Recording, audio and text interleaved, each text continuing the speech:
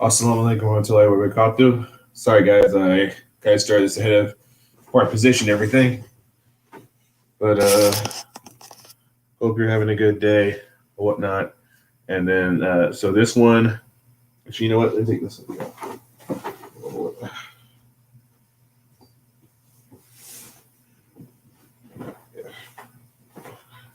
A little warm in here this time around. I'll bring it closer to this time. Actually, I just realized it's chilly. You can't win them all, right? So thank you for joining me. If you happen to come across this, I'm gonna go a little bit slower because it seems like after I go live, people start, trickling in or whatever. So first off, I hope your day was wonderful. Hope your day will have a blessed day. Hope your day was free of any malice or discontent. All too often, it's not. Sorry, I gotta get my straw out. I'm about to get my smoothie on in a bit. I've been taking these smoothies. There's a spirulina in it. It's a sea moss, and it is wonderful. And my appetite hasn't really been the same in a very long time. And I'm actually kind of glad because it keeps me fit, and I still feel just as good. So.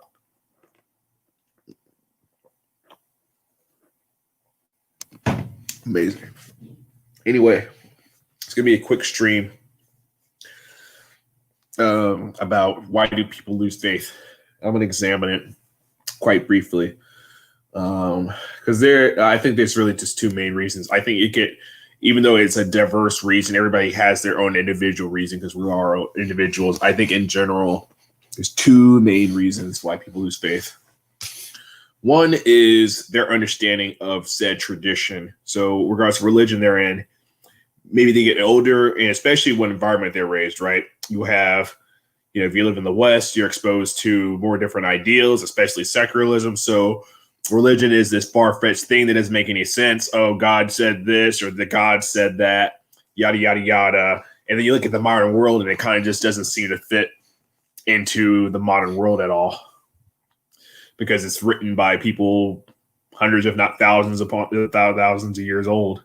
So you feel like it's not relevant. And I think a lot of that has to do with the various reasons, because when science and philosophy came out with science and philosophy, it seemed like all of their biggest field was answering the problems of people of their time. So they approach things from a lens of, that was how people understood things then. This is how we understand things now, and we're trying to understand things now, which is actually reasonable. It's completely logical, right? I mean, I think most people could agree on that.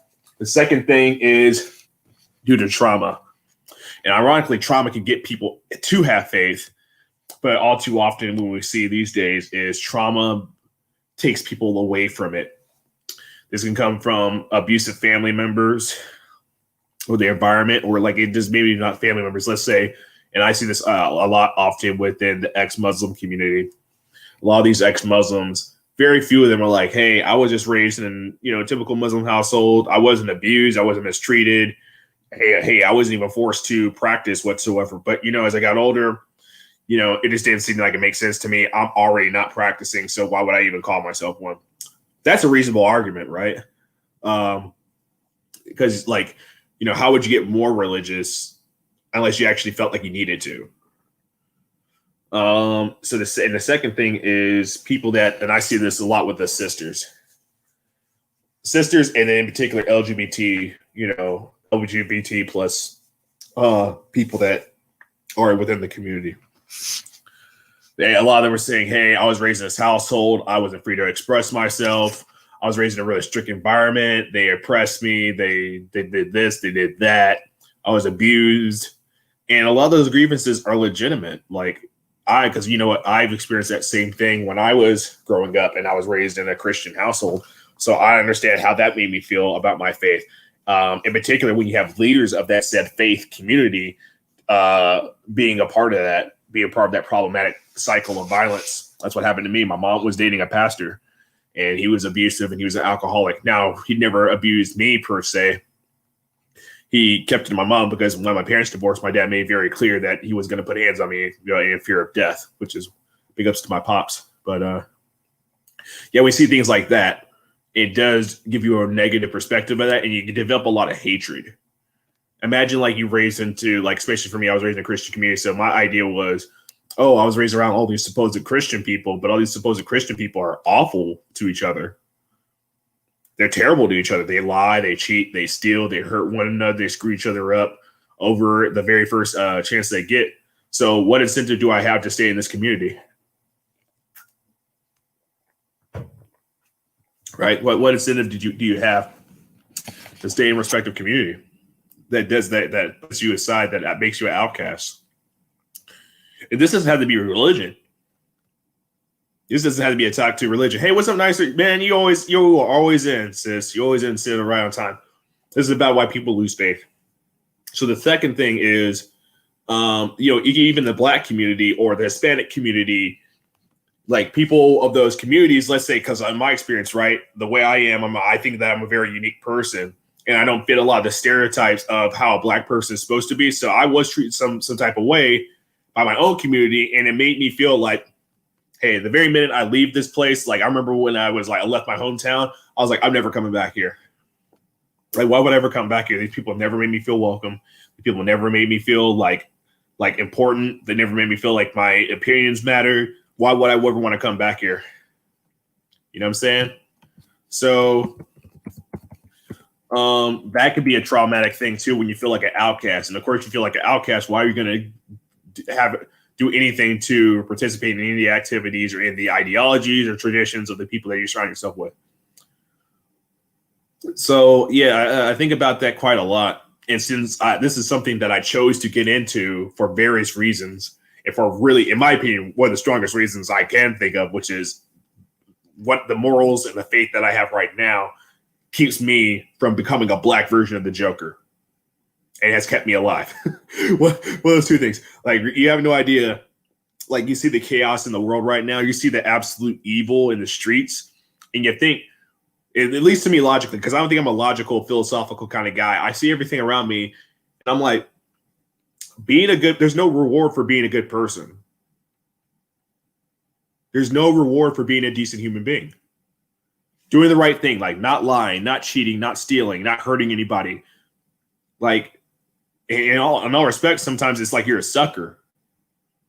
There's people that work a 9 to 5. They do the right thing. They say the right thing. They don't get any praise. They hardly can, afford a pot to piss in. But the people that are lying and cheating and stealing, I have been my whole life. I embrace it. Yeah, well, that's up. But people lying, cheating, and stealing, they rise up to the top. Look at Wall Street. Look at those guys. Look at politicians. Wall Street and politicians, man. Some of the shadiest people that ever walked the earth. They attain their power and they attain their wealth because they're terrible people. A lot of them. I'm not gonna say most of them, but way too many of them, right? So a lot of people, especially children, they see that. When they get that in their minds, they're like, bad people win, good people suffer. Why would I want to be a part of something that praises being good when this is the only life I know that I have, right? Because I don't know if there's a heaven or a hell. I don't know if there's reincarnation. I don't know any of that, right? Because I'm only living in this life. So if I live only in this life and this is all I know, then, I'm a sucker. Because let's say I do everything, right, that I'm supposed to do. And then I say that because I'm a good person, I'm going to go to heaven, right? If that's your motive to be a good person. And then I die and I don't get that, then I just wasted my whole life. I might as well have just been partying. You know what I'm saying? It really hurts me because accepting this faith decision and accepting these morals, it is a sacrifice. It is a sacrifice. Like, you have no idea. Like, honestly, in my heart, right? This is going to be completely honest. In my heart, what I think is going to make me happy, a lot of times it doesn't make me happy. That's one. And two, the things I know that make me happy or I think will make me happy are just destructive behaviors, like self-destructive. Like, I want to. There's a part of myself that has a dark desire just to like go all out. Like, I want to live like Scarface. Like, I want to put my like freaking face in a pile of white. Have bad looking females around me all the time. Like, that can screw anytime I want to. Drive fast cars. I mean, honestly, I'd say most guys probably want that. But I know that, hey, that's not cut out for me if I want to live. Well, that's not cut out for me, and I wouldn't be able to enjoy that and live maybe a couple of days. I would probably end up dead for various reasons. But that's what my heart desires, right? And why do I desire it? Because it seems fun. It seems enjoyable. But I know I can't do that. Other people can do that, and some of them are fine. Actually, this is not the same kind of instance, but if you look at people like, let's say, so many rappers, musicians, all these people end up dying so young, and it's so sad because they're chasing that dream. They're chasing that lifestyle. Actually, I don't know if you guys have been following the news. Dr. Dre recently got put in the hospital for a brain aneurysm. And I think some of that might be related to the messy divorce he's having right now. So this life, it can be easily taken away from you like that. Like we pretend that we're going to live this long life and we have all these goals, but yeah, we live in a world, a universe of chaos, organized chaos. Anytime something can happen to you, that can be taken away.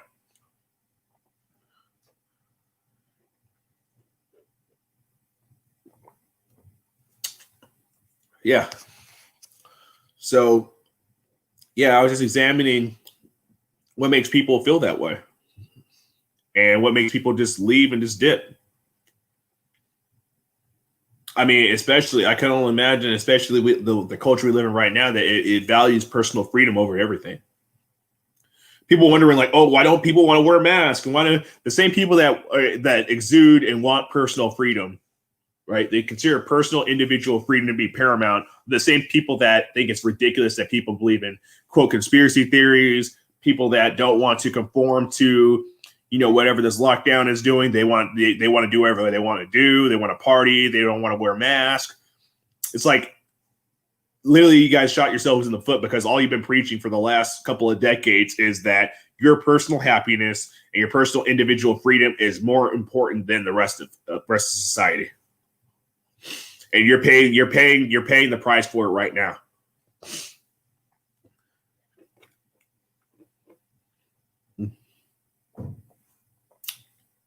Actually, about 3 people in here. So I think I kind of got the gist of what I was talking about. I mean, if I don't have people going back and forth with this conversation, I feel like I'm just beating a dead horse. You know what I'm saying? Because I mean, it's pretty simple, right? Actually, the most vocal ex-Muslims I've ever seen that are like serious about it, a lot of them are female because a lot of it has to do with how they were treated back home. A lot of it has to do with that. Look at Osama bin Laden's niece. She's a very, very vocal person. What's it called? Let me think of somebody else. There's also, I get random people on my algorithm that have, left Islam completely. And they're some of the biggest, most vocal people like, oh, this is terrible, this and that. I was forced to do this. I was forced to do that. Especially if you live in a culture, right, where you see what's over there and then what's over here in the West. If you were a woman in that society, it would take a lot for you not to convince yourself to say, hey, this is a better option. If I choose this option, I can have sex as much as I want. I can drink. I can smoke. I can have fun. I get economic incentives too. There's a social safety net. If I screw up, I can get child support. If things like that. There's also affirmative action. I could possibly get a good job here. Academia is going to support me. Yeah, it's a deep topic. Yeah, it's a deep topic. If I was a woman, I'd probably feel the same way if I was over there with the frame of thinking that I have right now. Like, why would I want to limit myself on what I can't do? Yeah, so I think people need to understand where these people are coming from. And actually, earlier at work, the topic of religion came up, and I honestly stay away from this because there's a lot of things in religion that piss people off. And we already know pretty much what those things are for the most part. And so they're not going to want to hear that. Like who would want to hear that you're a bad person because you do X, Y, and Z? Right? Nobody wants to hear that, right? So it's the same thing with politics. Like, no one wants to hear, oh, you're a bad person because you support Trump. Oh, you're a bad person because you're a Democrat. Oh, you're a bad person because you're liberal or conservative or whatever like that, right? Nobody wants to hear that garbage when they're at work. And they can turn people against each other. So I try not to have these conversations when I'm at work. Because for the most part, I want to go to work, be able to get along with everybody, and then leave. I do not want to go to work to have a political or religious discussion. If you want to have that discussion with me, you can hang out with me out of work when I'm not in uniform, when I'm not doing this X, Y, and Z in a comfortable space where I think we can have a couple of conversations and not completely screw over our work center or our workspace. That's the way I'm at it right now. If I'm more at work, if I'm not talking about stuff that's fun, and I'm talking about like actual work issues, I'm not going to talk about anything at all. Point blank, period. Or at least try not to. Yeah. I know. So besides that, yeah, I think that's the gist of it. Oh, walaikum salam. How's it going?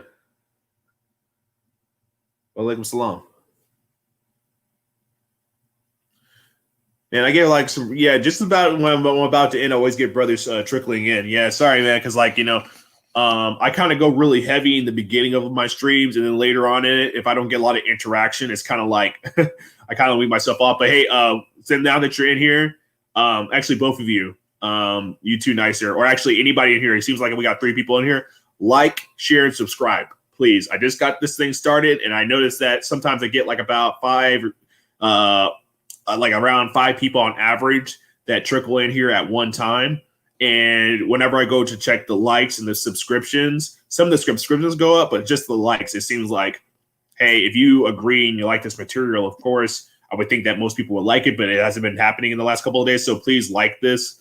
So, the algorithm, other people can pick this up, because I think it's a really cool conversations. Alhamdulillah, you fine? Good. Mashallah, man. Mashallah. So, I was talking about why people leave their faith-based tradition. This doesn't disrupt. This isn't like from an Islamic perspective.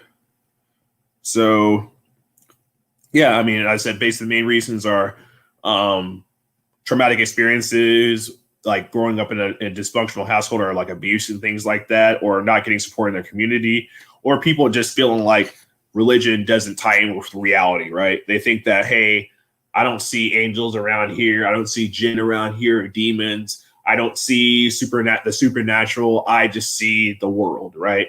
And so it's very hard for them to kind of relate to what they're going through with religion. You know what I mean? Their problems is not going to the hellfire or going to Jannah or going to heaven or nirvana, whatever we like to call it. Their main issue is having something to eat and having a good time in between that. Work hard, play hard. That's the modern era that we live in. So, yeah. So if you want more detail, I'm not going to kind of beat a dead horse, because I kind of, kind of went over it in pretty in depth from the beginning. This is just from my observations so far from stuff I've seen in the media and stuff I've seen in person. I meet a lot of people more than often that don't practice, honestly, and it's kind of disappointing. And it's mostly the most people that don't practice, of course, are people that are born here and, born into, Muslim families that live here. It seems like a lot of them just don't practice, or if they do practice, it's in streaks. They'll be good for a little while and they fall off, and they'll be good for a little while and they'll fall off.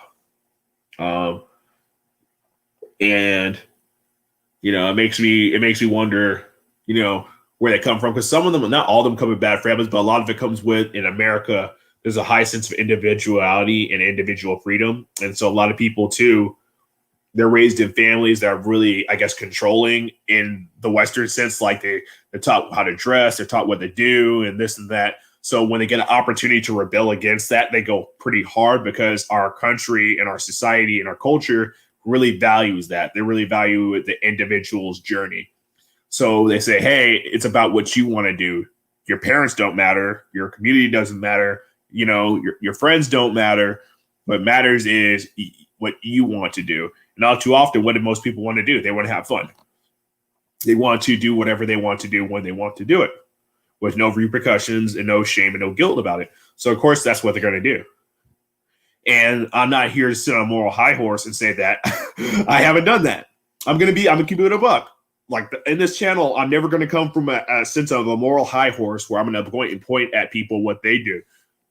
Even after I've reverted, unfortunately, I had a lot of issues with practicing because unless you submit yourself in a community, and actually it's pretty intimidating from the outside. I don't speak Arabic. I don't speak Pashtun. I don't speak Somali. I don't speak a lot of these languages that these people speak. And so when you go to a masjid and you're around all these people that from a diverse community, it's really intimidating to kind of go and meet people because there's also a cultural difference too. Like for me, like, you know, I'm raised in America, how you go about greeting somebody or talking to someone or getting to know somebody is completely different than another culture. There's a lot of nuance, right? So yeah, that's all I had. Please like, share, and subscribe. I think I'm gonna call it a night. I do a stream honestly sometimes twice a day because I woke up earlier today. So I did a stream earlier today. If you want to see that one as well, check that out. Thank you so much for being here. Assalamu alaikum warahmatullahi wabarakatuh. You guys have a good night.